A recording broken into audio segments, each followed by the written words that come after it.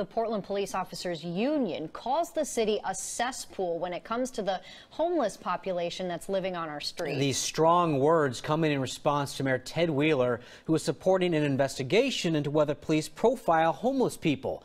Tonight, Lisa Balick talked with both sides and joins us live downtown. Well, there's a lot of frustration growing on both sides over what to do and how to help the growing number of homeless people on city streets and in the neighborhoods. Now, today, the head of the Portland Police Union says he blames the mayor and other government leaders for what he says are failed policies. But the mayor says he's making progress in reducing homelessness. Here's what they both had to say.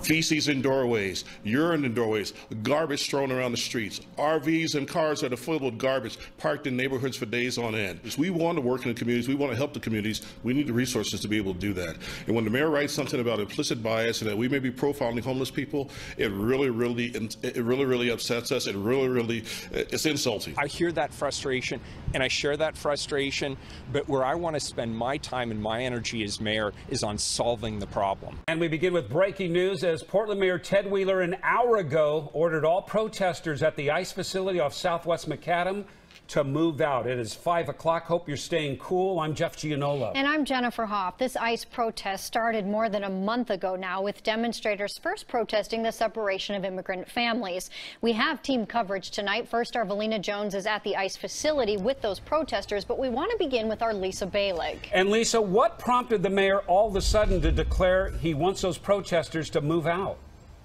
Well, I asked the mayor that, and he says basically it's potentially become too volatile. Now, city leaders have been hands off until now, allowing those campers to stay in the public right of way. But tonight, says the mayor, they're going to have to clear out or else. Now, I found out earlier today that both the mayor, the police chief, Commissioner Udaly, and businesses near the ICE protest camp have been talking all day about what their plan's going to be. Now, until now, the mayor has said the city is not a concierge service for the federal government. But businesses and people who live in the area have been calling, saying they don't feel safe. A nearby food cart permanently shut down Friday, citing harassment and other troubles. The mayor has decided now is the time for the camp to pack up and move out. The Patriot Prayer folks made it clear they were going to come down and interact with the protesters, and we're concerned about that kind of activity potentially bleeding over into more concerning situations. The timing is right here. Now, Mayor Wheeler also mentioned the wooden structures built in the camp as a safety concern. Another pressing issue, he said, is access to businesses with part of Southwest Bancroft shut down. He specifically mentioned cancer patients having difficulty trying to get to OHSU. Now, Portland police will go into the camp tonight and post some notices. Also, protesters will continue to be allowed to demonstrate in the area, but the mayor has made it clear in the next few days he wants them all out of there. I asked him what happens if some people refuse to move. He said, quote, "I will not discuss police tactics." Live in downtown Portland, Lisa Balick, KOIN 6 News. Okay, that's Lisa there with what happened at that news conference. Now we want to see what's happening at the ICE protest, which is off Southwest Macadam. That's where Valina Jones is standing by. And once again, the mayor made this announcement just an hour ago. What's been reaction down there from the protesters, Valina?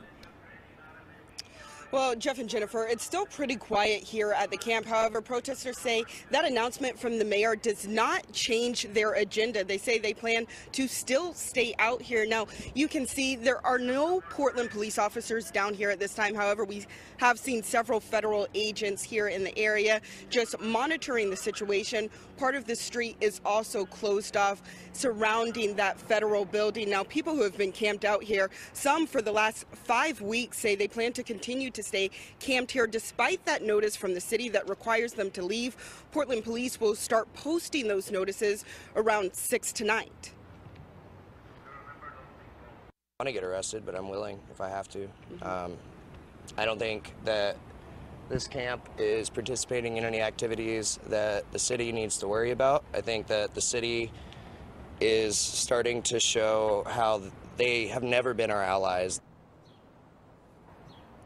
Now, protesters have previously said they won't leave until all children that have been separated at the border are reunited. That has not happened. They're also calling for the dismantling of ICE. They say that is still their mission. Now, protesters say they are disappointed, but they have expected this to come from the mayor for quite some time. They just didn't know when that would come. Now, we have seen over the past 5 weeks, some confrontation between protesters and law enforcement once those interactions happen. We don't know if that will happen tonight, but again, protesters say they plan to remain here and will risk being arrested if necessary. Reporting in Southwest Portland, Valina Jones, KOIN 6 News. This demonstration is no longer on federal property.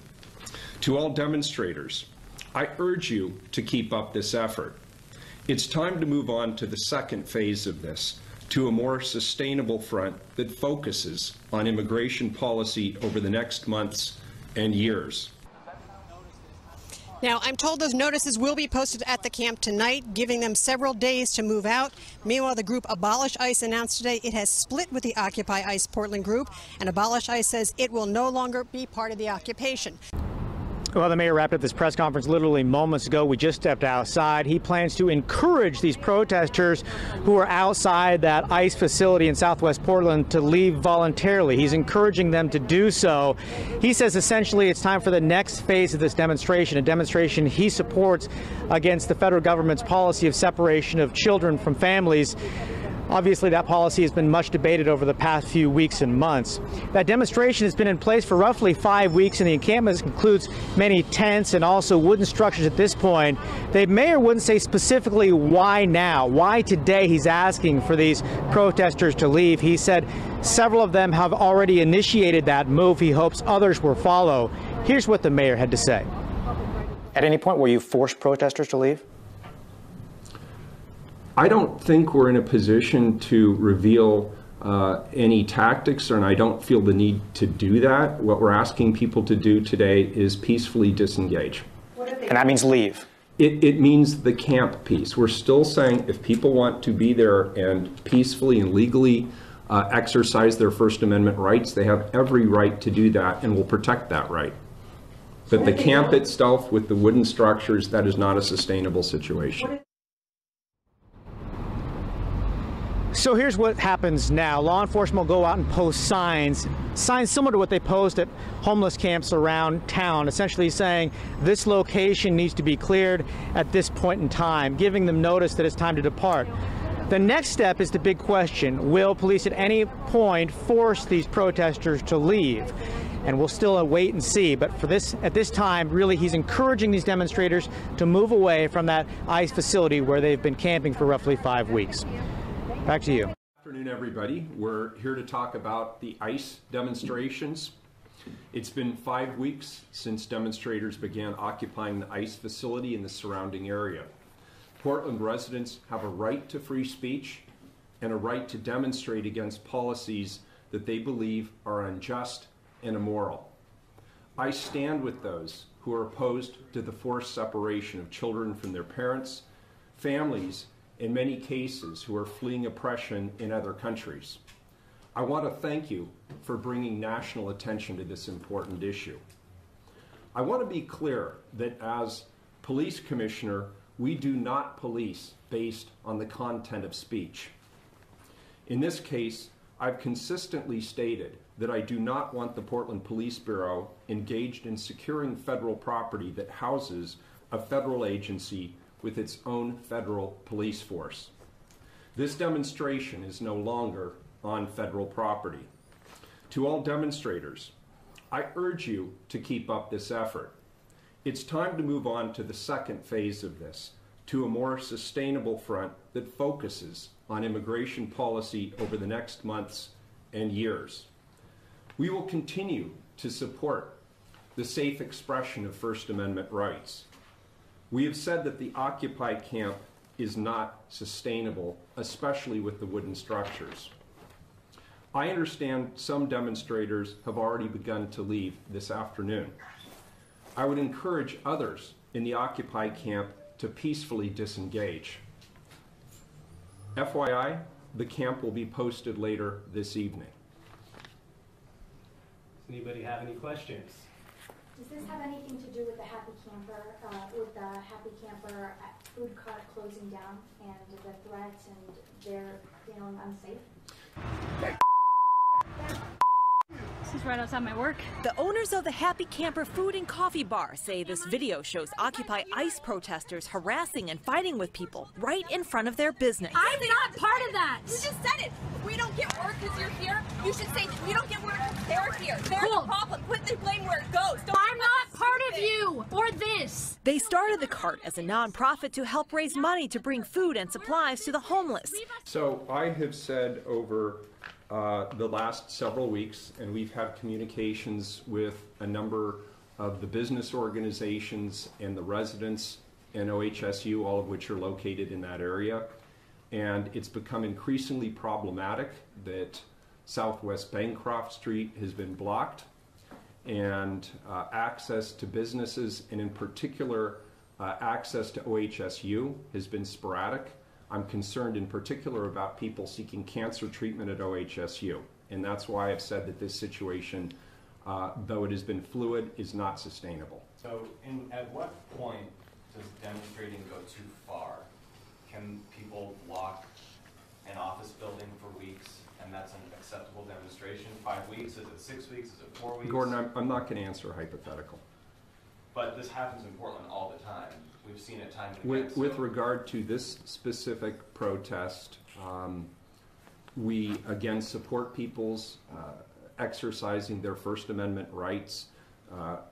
The question at this particular juncture is really about the Occupy encampment, and that situation is not sustainable.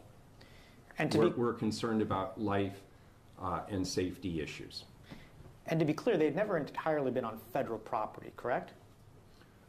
Entirely, that is correct. They have not entirely been on federal property. Most of the property is actually TriMet property. A very small sliver of it, as I understand it, is City of Portland property, and then there's a chunk of it that is private property. And so why do you think protesters would be inclined to voluntarily leave?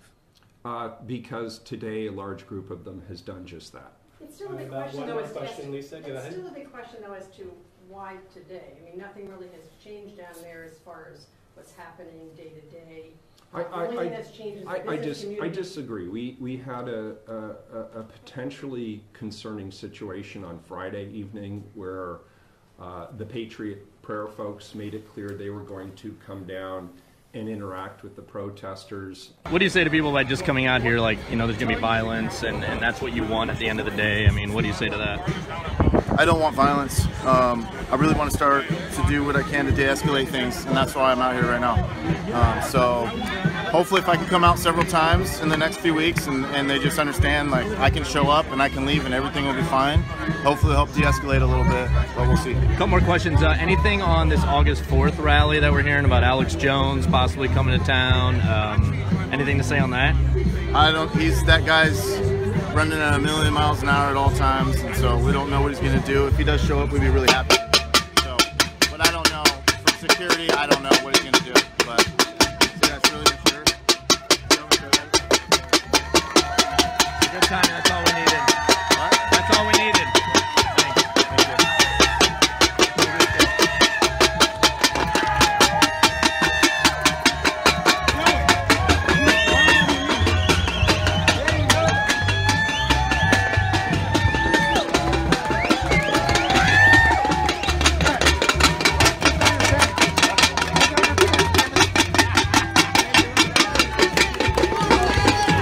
Obviously, they want us to end that interview.